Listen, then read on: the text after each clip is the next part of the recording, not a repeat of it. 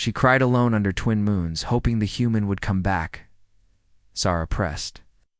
her silver hand against the cold glass window and watched the twin moons rise over the frozen wasteland of her dying world, and her heart ached with a pain she had never known before, because the human was gone and she did not know if he would ever return. The Valkyrie people had ruled this sector of space for 10,000 years, and they were powerful and ancient, beautiful with their pale blue skin and silver eyes that could see through lies. But now their sun was dying, and their planet was freezing, and their technology could not save them. And Zara was a scientist and a leader, and she had searched every database and every ancient text for a solution. But there was nothing. 3 cycles ago, the human ship had appeared in their orbit, and it was small and strange and made of materials the Valkyrie had never seen before, and when they scanned it, their instruments could not understand how it worked. Because human technology was different and wild and built on principles that seemed to break the laws of physics that the Valkyrie had studied for millennia. The human who came down to their planet was named Adam Cole, and he was tall with dark hair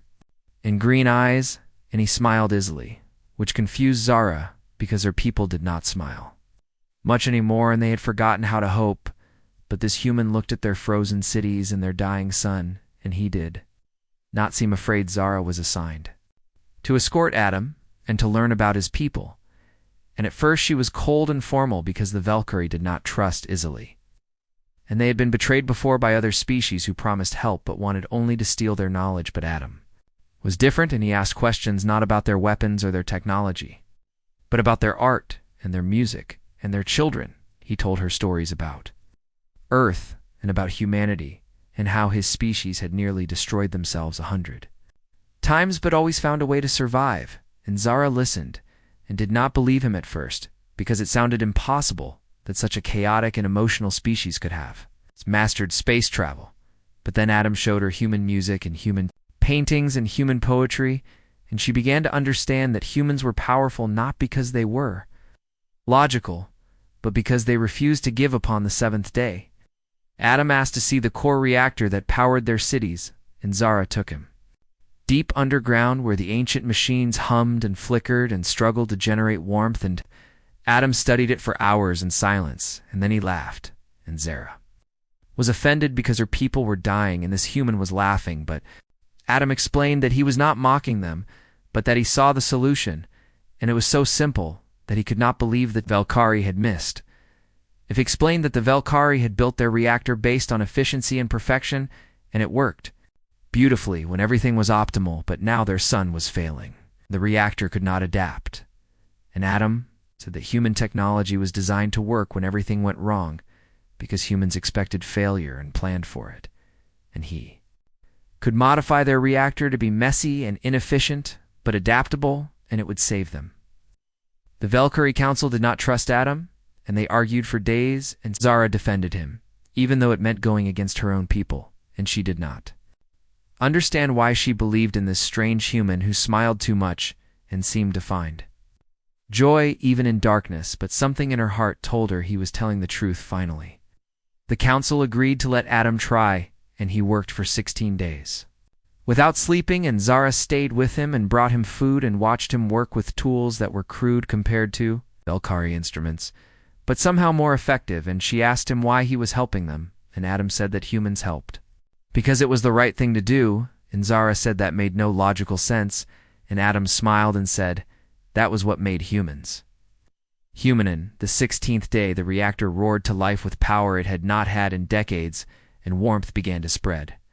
through the underground cities, and children who had never seen their breath without frost began to play in rooms that were finally warm, and the Valkyrie people wept with relief and gratitude, and they celebrated Adam as a hero and offered him anything he wanted. But Adam asked for nothing except to learn more about the Valkyrie, and he spent his days with Zara, walking through their cities and learning their language and their customs. And Zara found herself thinking about him when he was not there, and she dreamed about his smile and his laugh. And she did not understand these feelings because Valkyrie did not love like this, and they chose mates based on genetic compatibility and logic, not emotion. One night under the twin moons, Adam and Zara stood on a balcony overlooking the city, and Adam told her that he had to leave soon because his ship had orders to continue exploring, and Zara felt something break inside her chest.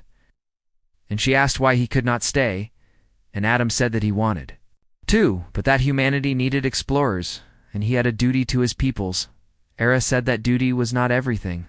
and Adam looked at her with surprise and asked if she was saying that as a Velkari scientist or as something else, and Zara did not know how to answer because she was feeling things that her people did not have words for. And she was terrified and exhilarated at the same time. Adam reached out and took her silver hand in his human one, and he said that he cared for her deeply, and that leaving would be the hardest thing he had ever done. And Zara asked why he had to choose between duty and happiness, and Adam said that humans always struggled with that question, and that was part of what made them human. The next morning, Adam received a transmission from his ship, and his face went pale, and he told Zara that there was an emergency, and he had to leave immediately because a human colony 3 systems away was under attack by raiders, and his ship was the closest one that could respond, and Zara said she would go with him, but Adam said it was too dangerous, and he could not risk her life. They argued, and Zara said that she was not fragile, and that Velkari were warriors once before they became scientists, but Adam said that this was not about strength, but about the fact that he could not focus on saving the colony if he was worried about her safety, and Zara understood, but it did not make the pain any less. Henny Lasadam kissed her forehead and promised he would return as soon as the colony was safe, and Zara held him tightly and memorized the feeling of his arms around her, and the smell of his skin, and the sound of his heartbeat, because she knew that promises were fragile things in a dangerous universe's ship lifted off and disappeared into the stars, and Zara stood alone on the landing platform and watched until she could not see even the smallest glimmer of his engines, and then she went to her quarters and cried for the first time since she was a child, because she had learned from Adam how to feel, and now she understood both the beauty and the pain of emotion. Days turned into weeks, and weeks turned into months, and there was no word from Adam, and Zara worked and studied and tried not to think about him, but everything reminded her of his smile and his laugh and his ridiculous human optimism. And the other Velkari noticed that she had changed, and they did not know what to make of their logical scientists who now sometimes stared at the stars inside. She searched the human communication networks for any news about the colony or about Adam's ship, but the information was restricted, and all she could learn was that there had been a battle and that casualties were reported, but no names were given. And every day she woke up hoping for a message, and every night she went to sleep with tears on her silver cheeks. Though twin moons rose and set and rose again, and Zara began to lose hope because 6 months had passed with no word, and she knew that space was dangerous, and that humans died just like every other species, and that perhaps Adam's promise had been one he could not keep. Not because he lied, but because the universe was cruel. She stood at her window one night and pressed her hand against the glass and watched the twin moons, and she whispered a prayer to the old Velkari gods that her people no longer believed in, and she asked them to bring Adam back to her, or at least to let her know that he was alive somewhere and happy, even if he could never return. The next morning, alarms rang through the city because a ship was approaching,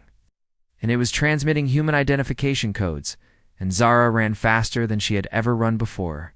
and her heart was pounding so hard she thought it might break through her chest, and she reached the landing platform. Just as the ship touched down, the door opened, and Adam stepped out, and he looked tired, and he had a scar on his face that had not been there before, and his uniform was worn and patched, but he was smiling, and when he saw Zara, he ran to her and picked her up and spun her around, and Zara laughed and cried at the same time, and held him so tightly that a human would have complained.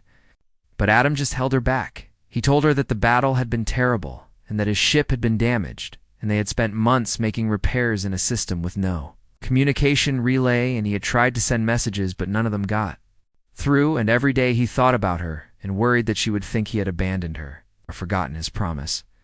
Era said that she had almost lost hope, but something in her heart told her to wait just one more day, and then one more day after that, and Adam said that was the most human thing he had ever heard her say. And Zara said that perhaps he had infected her with his humanity, and Adam said he hoped so.